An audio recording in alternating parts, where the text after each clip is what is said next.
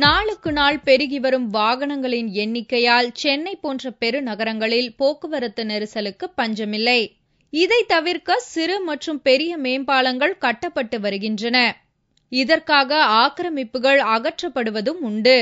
ஓரிடத்தில் ஆக்கிரமிப்புகள் அகற்றப்பட்டால் மறு இடத்தில் மீண்டும் ஆக்கிரமிக்கும் அவலம் மட்டும் மாறவில்லை.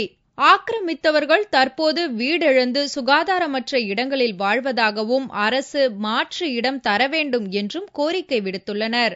நாங்க 2 வருஷமா வீடு இல்லாம கஷ்டப்படுறோம். மழையிலையும் தண்ணியிலையும் எங்களுக்கு வீடு தரேன்னு யாரும் தரமாட்டாங்க. எங்களுக்கு வீடு தரேன்னு சொல்லி எல்லாமே ஏற்பாடு பண்ணி அவங்கவுங்க பாலத்தை கட்டிட்டு அவங்கவுங்க ஒதுங்கிட்டாங்க. நாங்க இப்ப ரொம்ப கஷ்டப்படுறோம். எங்களுக்கு வீடு எப்படியாவது நீங்க கொடுத்தீங்கன்னா அது போதும். கொடுக்குறேன் 2 வருஷம் ஆகுது. இது 3வது வருஷம் தொடங்கிருச்சு. இது நாங்க ரொம்ப வேதனையில பிள்ளைங்களும் குட்டிங்களும் வச்சுன்னு கிடக்குறோம். நாங்க அதுங்க படிப்பு கூட இல்லாத எப்படின்னு தவிக்கிறோம். நாங்க ரோட்ல இருந்து வெயில்ல. வட சென்னையில் பெரம்பூர் மேம்பாலத்திற்காக வீடுகள் இடிக்கப்பட்டு 2 ஆண்டுகள் ஆகிவிட்டன.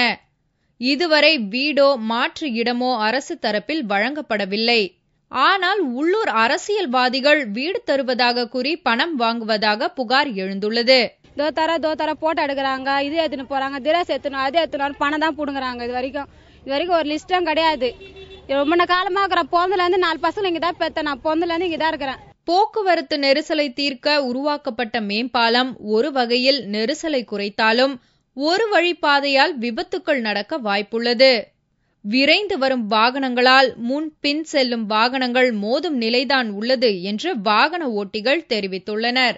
பிரிட்ஜ் கட்டுறது நல்லா தான் இருக்கு மழை டைம்ல. ஆனா ஒரு வண்டி போனா ஒரு வண்டி வர முடியாது. வண்டி பிரேக் டவுன் ஆயிடுச்சுன்னா பின்னால் வண்டி இடிச்சிட்டு போயிடுவோம். அது கொஞ்சம் பெருசாக பிரிட்ஜ் நல்லா இருக்கும். கோடிக்கணக்கில் திட்டங்கள் தீட்டினாலும் அனைத்து தரப்பினரின் தேவைகளை நிறைவேற்றும் திட்டங்கள் வருமா என்று ஏக்கத்துடன் தவிக்கும் நிலைதான் தற்போது உள்ளது.